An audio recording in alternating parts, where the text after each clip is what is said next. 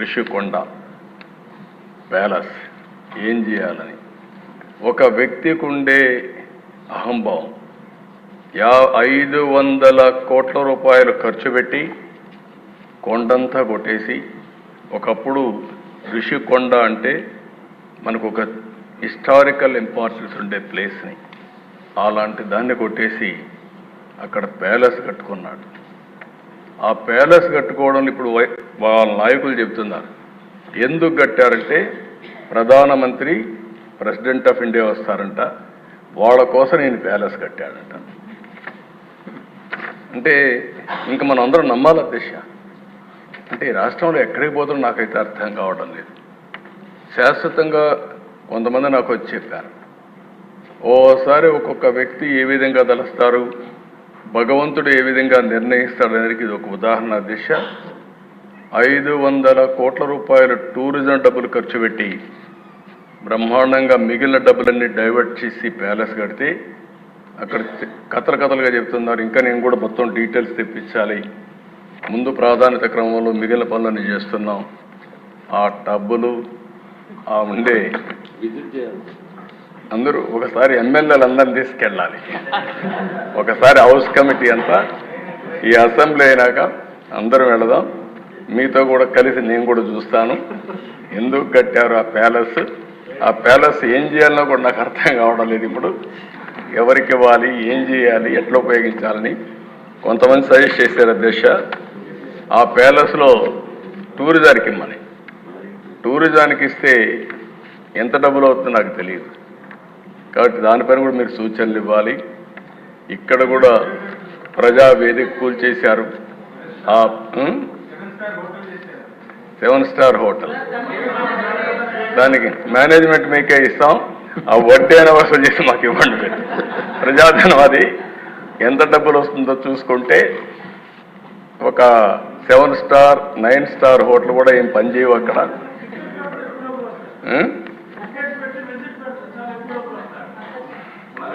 ఆ ఓనర్షిప్ మీకే ఇస్తాం, చేసి మాకు వసూలు చేసి ఇవ్వండి, కనీసం దాని మీద పెట్టుబడి అని. అంటే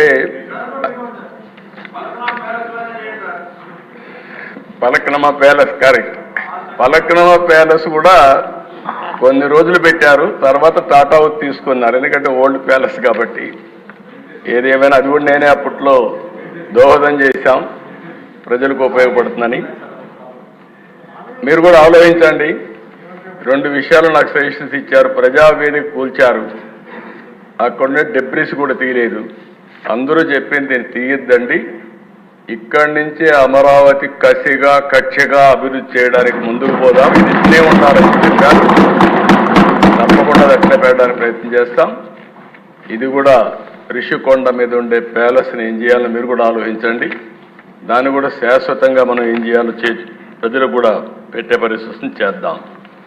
అంటే ఆ దిశ ఇది చూసిన తర్వాత ఒక విద్యుత్ రంగంలో 1,29,000 కోట్ల రూపాయల అప్పులు ఉన్నాయి. ఒక్క మైనింగ్ డిపార్ట్మెంట్ 20,000 కోట్ల రూపాయలు దోచుకున్నారు. ఇసుకే కదా దిశ. కడాన ఇక్కడ ఉండే వాళ్ళందరికీ అనుభవం ఉంటుంది. మెటల్ క్వారీ ఎవడైనా చేసుకుంటే అది కూడా లాగేసుకున్నారు. అంటే దాన్ని కూడా భరించలేకపోయారు. ఎవరైనా సరే ఇసుక దోపిడీ జరుగుతూ ఉంది అని రోడ్డు మీదకి వస్తే ఇంటి వద్దనే వాళ్ళందరినీ నిర్బంధించి పోలీస్ కాపలాలు పెట్టే పరిస్థితి వచ్చారు అధ్యక్ష. ఇంకో పక్కన అధ్యక్ష ఒక ఎక్సైజ్, ఇది ఒక కేస్ స్టడీ. మళ్ళీ ఇంత ధైర్యం ఎక్కడి నుంచి వచ్చిందో తెలియదు. ఢిల్లీలో జరిగినటువంటి స్కామ్, లిక్కర్ స్కామ్ నథింగ్ అధ్యక్ష. దీని ముందర మొత్తం IMFL మ్యానుఫ్యాక్చర్ అంత రేపు నేను మాట్లాడతాను, ఆ డీటెయిల్స్ నేను అక్కడ చెప్తాను. పెద్ద ఎత్తున అవినీతి కాకుండా ప్రజల ఆరోగ్యం పైన ఆడుకునే పరిస్థితి వచ్చారంటే చాలా భయంకరమైన విషయం. ఇది ఒక విధంగా చెప్పాలని క్షమించరాని నేరం. దాన్ని ఆ విషయాన్ని మళ్ళీ మాట్లాడతాను అధ్యక్ష. ఇప్పుడే విష్ణుకుమార్ రాజు గారు అందరూ మాట్లాడుతున్నారు. ఒక వ్యక్తి చెడు వ్యక్తి అయితే ఒక కుటుంబం నష్టపోతుంది. అదే వ్యక్తి చెడు వ్యక్తిగానే పాలకుడు నేరస్తుడైతే, దోపిడీదారుడైతే ఆ రాష్ట్రం మొత్తం నష్టపోతుంది. అదే రాష్ట్రం మనలాగానే మన ఆంధ్రప్రదేశ్ మాదిరిగా ఉంటుంది. అదే చెప్పాను నేను ముందుగా. ఆ రోజు వివేకానంద గారు ఏదైతే కొటేషన్ చెప్పారో, స్ఫూర్తి చెప్పారో అది మనకు వర్తిస్తుంది. నేను దండం పెట్టి అడిగాను 2019లో, ఈసారి కానీ మనం తప్పు చేస్తే చాలా ఇబ్బందులు వస్తాయని. కానీ ప్రజలు కూడా ఆ రోజు ఆశపడ్డారు, ఏదో చేస్తాడని నమ్మారు. అందుకే తిరిగి 2024లో 11 సీట్లు గెలిపించారని ఇప్పుడే మాట్లాడుతూ బాధపడ్డారు. కానీ భవిష్యత్తులో ఇదే మాదిరిగా ఉంటే నా లెక్క ప్రకారం శాశ్వతంగా రాజకీయాలకు అర్హత లేని వ్యక్తి ఇలాంటి వ్యక్తి అని చెప్పుకునే. రాజకీయాలు ఎవరైనా ఉండొచ్చు కానీ ఇలాంటి వ్యక్తులు మాత్రం ఉండడానికి అర్హత లేదు. అందుకే మీరు చూస్తే ప్రశ్నిస్తే కేసులు, హౌస్ అరెస్టులు, పార్టీ కార్యాలయాలపైన దాడి నేను చాలాసార్లు చూశాను. చిన్న పార్టీ పైన కూడా దాడి చేయాలన్నా, చిన్న రాజకీయ పార్టీ ఉంటే ఆ నాయకుడిని అటాక్ చేయాలన్నా, విమర్శించాలన్నా భయపడే రోజులు అవన్నీ పోయి ఇష్టానుసారంగా వచ్చే పరిస్థితికి వచ్చారు. 5 ఏళ్లలో ఏం జరిగిందో మనం అందరం ఆలోచించాం. తీరని నష్టం జరిగింది. ఇదే మనందరి బాధ. అయితే ఇక్కడ ఒక ఎక్స్పెరిమెంట్ చేయాలనుకున్నారు దేశం. ఆ ఎక్స్పెరిమెంట్ ఇక్కడ ఉండేవాళ్ళు చాలామంది ఆలోచించాల్సింది. పులివెందుల్లో ఇప్పుడు కూడా వీళ్ళు ప్రజలు ఓటేసి గెలవలేదు. ఆ విషయం మనం గుర్తుపెట్టుకోవాలి. Over a period of time పులివెందుల్లో ఎవరైనా కానీ వేరే పార్టీలకు ఓటేస్తే వాళ్ళు అక్కడ బతకరు. ఎన్నికలైన తర్వాత కూడా కక్ష తెచ్చుకునే పరిస్థితి వస్తారు. దానివల్ల అక్కడ రాజకీయ నాయకులు కానీ రాజకీయ పార్టీలు కానీ మనుగడ సాధించలేకపోయినాయి. మొన్న కూడా మనం చూసాం. ఇక్కడ కడప ఎమ్మెల్యేలు ఉన్నారు. పాత కడప జిల్లాలో అధ్యక్ష 9 అసెంబ్లీ సీట్లకు 7 అసెంబ్లీ సీట్లు గెలిపించారంటే అది ప్రజల్లో ఉండే మార్పు, అదే వాళ్ళు ఇచ్చినటువంటి తీర్పు కూడా. అలాంటిది అధ్యక్ష నాకు ఒకసారి అనుమానం ఇచ్చేది, పులివెందుల మారిగా రాష్ట్రాన్ని మొత్తం తయారు చేస్తామని. కడాన ఎన్నికల్లో కుప్పం, పిఠాపురం, మంగళగిరి ఇలాంటి కొన్ని కాన్స్టిట్యూన్సీలు వీళ్ళు ఆడిన ఆటలు చూస్తే అది భయంకరంగా ఆటలాడే పరిస్థితికి వచ్చారు. రాష్ట్రంలో సంపాదించిన అవినీతి డబ్బులు మొత్తం ఆడ పంచారు. కానీ ప్రజల్ని మెచ్చుకోవాల దిశ 90,000, 70,000, 40,000, 50,000తో గెలిపించారంటే అది ప్రజలు చూపించిన స్ఫూర్తి, చైతన్యం తప్ప ఇంకోటి కాదు. దానికి మనస్ఫూర్తిగా అభినందిస్తున్నాను. పులివెందుల ఎక్స్పెరిమెంట్ ఫెయిల్ అయింది. అది రిప్లికేషన్ మోడల్ కూడా ఫెయిల్ అయింది. అయితే అధ్యక్ష నాకు ఒక అనుభవం కూడా ఉంది. ఇక్కడ ఒక 20-25 కాన్స్టిట్యున్సీల్లో ఇనానమస్గా చేసుకోవాలని ప్రయత్నం చేశారు, ఎవరిని పోటీ చేయనివ్వకుండా. కానీ ఈరోజు మాచర్ల మీరు చూశారు. మాచర్లలో బ్రహ్మారెడ్డి బ్రహ్మాండంగా పనిచేసుకొని నిలబడుకున్నాడు, అతిపెద్ద మెజారిటీతో గెలిచాడు. అలాంటి అధ్యక్ష చాలా నియోజకవర్గాల్లో క్యాండిడేట్లు ఎక్కడైతే గట్టిగా నిలబడుకున్నారో అక్కడ గెలవగలిగారు. దానికి కారణం ఈ దుర్మార్గమైన పాలన పోవాలని చెప్పి ఆలోచించి తీర్పిచ్చే పరిస్థితికి వచ్చారు. అందుకే అధ్యక్ష రాష్ట్రంలో చర్చ కూడా జరగాల్సిన అవసరం ఉంది. ఈరోజు నేను ఒకటే మీ అందరికీ విజ్ఞప్తి చేస్తున్నా. నిన్న మొన్న మనందరం కూడా మాట్లాడుకున్నప్పుడు కొన్ని డిస్కస్ చేశారు. నేను నా రాజకీయ జీవితాల దిశ ఇంతవరకు ఎప్పుడు కూడా హత్యకు మళ్ళీ సమాధానం హత్య అనేది నా ఉద్దేశం కాదు. ఎప్పుడైతే కక్షకు మనం పోతామో అక్కడి నుంచి ఇది రావణాసుడి కష్టమారిగా తయారవుతుంది. నేను ఇక్కడ తప్పు చేసిన వ్యక్తుల్ని ఎట్టి పరిస్థితుల్లో వదిలిపెట్టం. తప్పు చేసిన వాళ్ళని చట్టపరంగా శిక్షిస్తాం, దాంట్లో సందేహమే లేదు. కానీ చట్టాన్ని మన చేతుల్లోకి తీసుకుని మేము కూడా ప్రతీకారం తీర్చుకుంటామంటే మాత్రం చాలా సమస్యలు వస్తాయి. నేను అందుకే ఇక్కడే మెంబర్స్ అందరినీ ఒకటే కోరుతున్నా, రాష్ట్రంలో హింసకు తావులేదు. అయితే అదే సమయంలో నేరగాళ్లకు ఒకే హెచ్చరిక చేస్తున్నా, మొన్నటి వరకు అధికారం అండతో నేరాలు ఘోరాలు చేశారు, ఇక సాగవని గట్టిగా ఈ సభ ద్వారా హెచ్చరిస్తున్నానని చెప్పి కూడా నేను మీకు తెలియజేస్తున్నాను. రాజకీయ ముసుగులో నేరాలు చేయడం, ఒకప్పుడు తీవ్రవాదుల సమస్య చాలా ఈజీగా పరిష్కారం చేశాం. ముఠా నాయకుల సమస్య నాకు కొద్దిగా ఇబ్బంది కలిగింది. ఎందుకంటే ముఠా నాయకులు ఉన్నప్పుడు అధ్యక్ష, అవతల వాళ్ళు ముఠా నాయకులు అండలు తీసుకున్నప్పుడు యువతల వాళ్ళు కూడా కొద్దిగా గట్టిగా లేకపోతే పోటీ కూడా ఇవ్వలేమని ఫైట్ చేసేవాళ్ళు. నేను ఒకటే చెప్పాను మా పార్టీ వాళ్ళకి, తప్పదు, మనందరం కూడా ముఠాలు తుదముట్టించాల్సిన అవసరం ఉంది, గట్టిగా ఉంటామని మన పార్టీ వాళ్ళని కూడా నేను అరెస్ట్ చేసి ముఠాల్ని పూర్తిగా రూపుమాపిన చరిత్ర తెలుగుదేశం పార్టీదని చెప్పి కూడా నేను తెలియజేస్తున్నాను. ఎవరైతే మత కలహాలను కూడా పూర్తిగా కంట్రోల్ చేశాం. ఈరోజు పెద్ద సవాల్ అధ్యక్ష మనందరికీ, రాజకీయ పార్టీలో ఉండే వాళ్లే రౌడీలైతే, రాజకీయ పార్టీల నేతలే నేర చరిత్రలైతే రాజకీయాలు అండగా తయారవుతాయి. బయట గొడవ చేస్తారు, బయట హత్యలు చేస్తారు, ఆ నేరం మన మీద వేస్తారు, లోపల వచ్చి గొడవ చేస్తారు. ఇది చాలా ప్రమాదకరమైన ఇది. నిన్న నాకు ఒక సవాల్ వస్తే నేను చూశాను అధ్యక్ష, మదనపల్లి ఆర్డీఓ ఆఫీస్ ఫైల్స్ తగలబెట్టారు. అంత మునుపు ఎన్నికల్లో రిజల్ట్స్ రాలేదు. ఇక్కడ సిబిసిఐడి ఆఫీస్లో చాలా ఫైల్స్ని తగలబెట్టారు, హెరిటేజ్ ఫైల్స్ అవన్నీ తగలబెట్టారు. తర్వాత ఎన్నికలైన తర్వాత పిసిసిబి పొల్యూషన్ కంట్రోల్ బోర్డ్ ఫైల్స్ తీసుకుపోయి ఆ ఫైల్స్ తీసుకొచ్చి కరకట్ట పైన తగలబెడతా ఉంటే ఆ విలేజర్స్ చూసి తరుముకుంటే పారిపోయారు. అది కేసు పెట్టాను.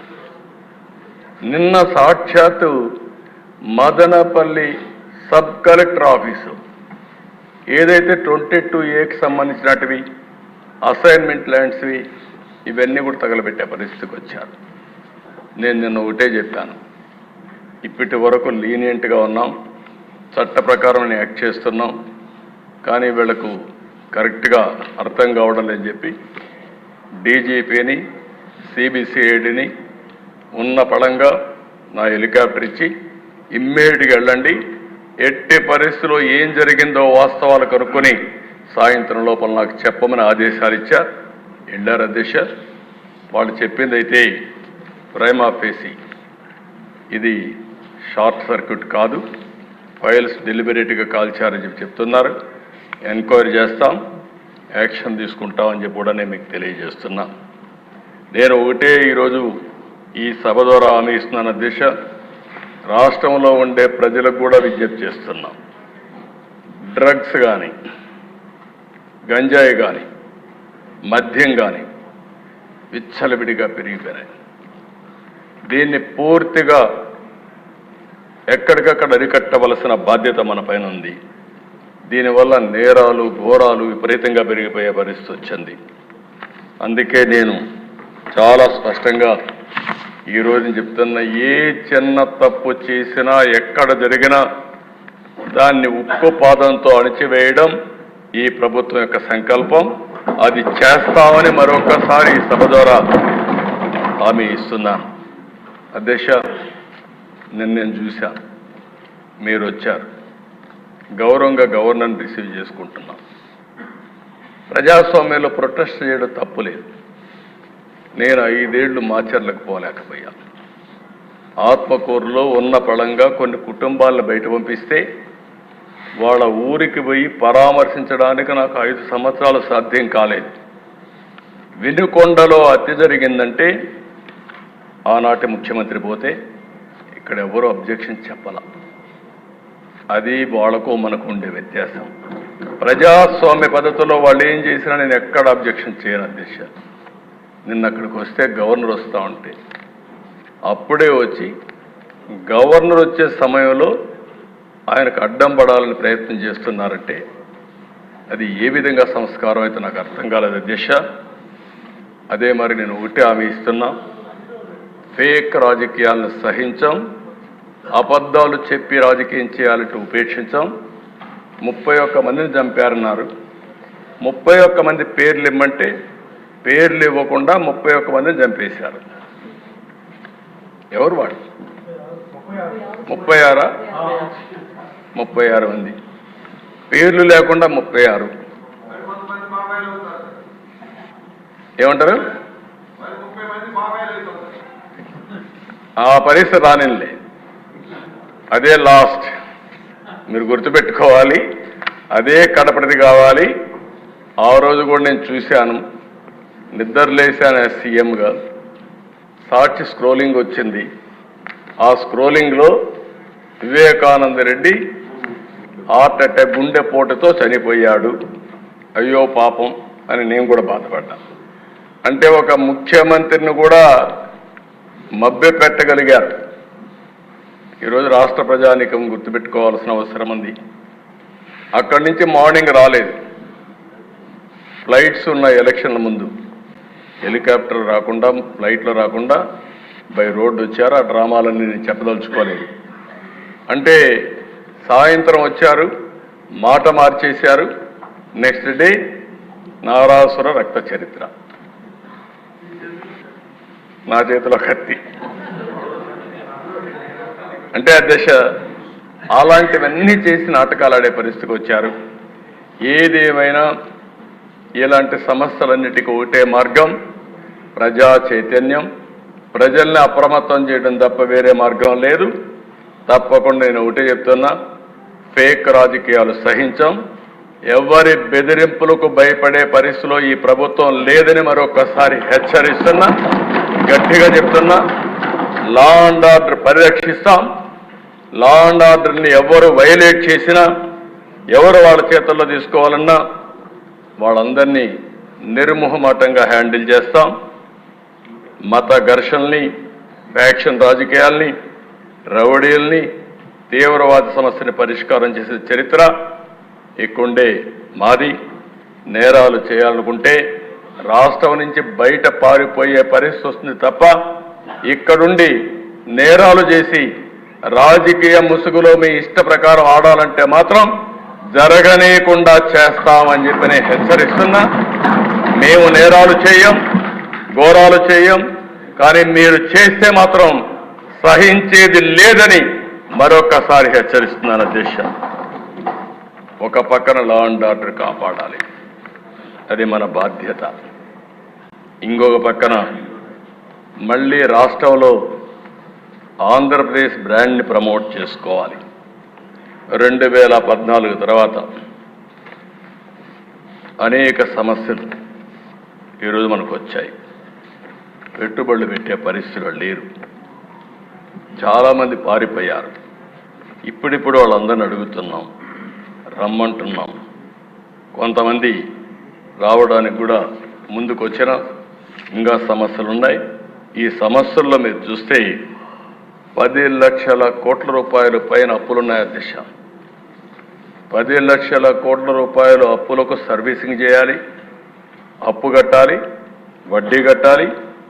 మళ్ళీ మనం అభివృద్ధి కార్యక్రమాలు చేయాల్సిన అవసరం ఉంది.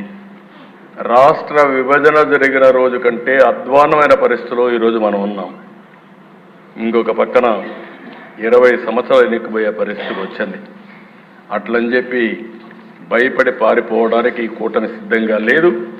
నేను కానీ, పవన్ కళ్యాణ్ గారు కానీ, బీజేపీ కానీ మళ్ళీ రాష్ట్రాన్ని రీకన్స్ట్రక్ట్ చేసే బాధ్యత, రీబిల్డ్ చేసే బాధ్యత తీసుకుంటాం, చేస్తామని చెప్పి కూడా నేను మీకు తెలియజేస్తున్నా. పరిపాలన గాడిన పెడతాం, రాష్ట్రాన్ని నిలబెడతాం, పునర్నిర్మాణం చేస్తాం. ఈరోజు ఒక్కొక్క ఇటుగా పేర్చుకుంటూ వస్తాం. ఏదైతే ప్రజలు మన మీద యాస్పిరేషన్స్ పెట్టుకున్నారో, భారీ ఆశలు పెట్టుకున్నారో, ఆశల్ని ఆకాంక్షల్ని నెరవేర్చే బాధ్యత తీసుకుంటాం. అదే మాదిరిగా అధ్యక్ష, ఈరోజు మేము చూస్తే నేను ఇంత మునిపే పవన్ కళ్యాణ్ గారు కూడా ఒక మాట చెప్పారు, చాలా మంచి మాట కూడా. మనం ఎవ్వరం కూడా ఇక్కడుండే ఎమ్మెల్యేలందరం కూడా గుర్తుపెట్టుకోవాల్సింది, ప్రజలు